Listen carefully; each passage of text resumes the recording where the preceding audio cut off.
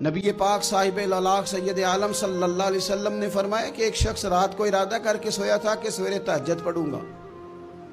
ایک تو وہ ہے جس کا ارادہ ہی کوئی نہیں، فجر پڑھنے کا بھی ارادہ ہی نہیں، سرے سے پروگرام ہی نہیں۔ اس کو پتہ چل گیا کہ ڈاکٹر نے کہا تھا 7-8 گھنٹے سونا ہے، تو اب وہ ٹائم دیکھ رہا ہے 2 بجے سو رہا ہوں، 10 بجے اٹھ جاؤں گا۔ اس کی بیچ میں نیند ہے، صحت ہے، ڈاکٹر کی تنبیہ ہے، پر فجر تو شامل ہی نہیں۔ حالانکہ اس بات کو اچھی طرح سمجھ لیں، اگر آپ کا فجر پڑھنے کا ارادہ ہے اور 4 بجے کا 3:45 بجے کا آپ نے الارم لگا لیا ہے، تو 2 دن آپ کو الارم جگائے گا، تیسرے دن آنکھ خود بخود کھل جائے گی۔ انسان کی نفسیات ہوتی ہے کہ 2 دن وہ کسی چیز بھی اپنی عادت کو سونے جاگنے میں پکا لے تو تیسرے دن وہیں اس کا وہ مزاج بن جاتا ہے۔ تو اگر نیت ہی نہیں، ارادہ ہی نہیں، پروگرام ہی نہیں، تو کیسے آنکھ کھلے گی؟ بلکہ پھر تو یہ ہوتا ہے کئی دفعہ آنکھ کھل بھی جاتی ہے، بندے اٹھ بھی جاتے ہیں پر اٹھتے ہی نہیں، نماز کا وضو ہی نہیں کرتے، آگے بڑھتے ہی نہیں، ہمت ہی نہیں کرتے۔ لیکن حضور کیا فرما رہے ہیں؟ کریم محبوب علیہ السلام فرمانے لگے جس کا تہجد پڑھنے کا ارادہ تھا لیکن نیند غالب آ گئی، اٹھ نہیں سکا۔ حضور فرماتے ہیں نیند تو اب اس نے پوری کر ہی لی ہے نا، پر ارادہ تھا تہجد پڑھنے کا۔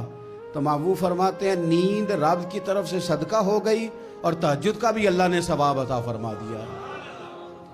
ارادے صاف کرے، پکے کرے، نیتیں کھری رکھے، نیت صاف رکھے، اخلاص پیدا کرے، تو پھر تو گھر میں بیٹھے بیٹھے بڑی نیکیوں کا ثواب ملتا ہے۔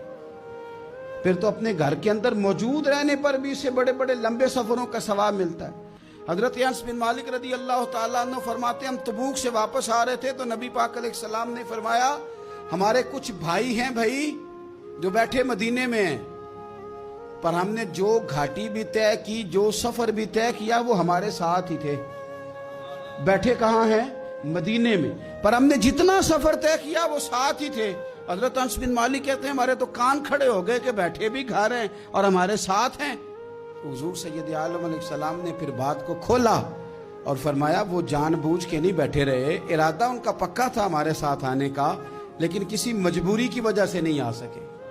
کوئی بیماری نے آ لیا تو نہیں آ سکے، چونکہ وہ مجبوری کی وجہ سے نہیں آ سکے، آ نہیں سکے، لیکن رب کریم نے ہم جس سفر سے گزرے ہیں اس کا اجر انہیں عطا فرمایا ہے۔ ثواب میں، اجر میں وہ برابر کے شریک ہیں، چونکہ ان کا ارادہ پورا تھا، پروگرام پکا تھا، وہ آنا چاہ رہے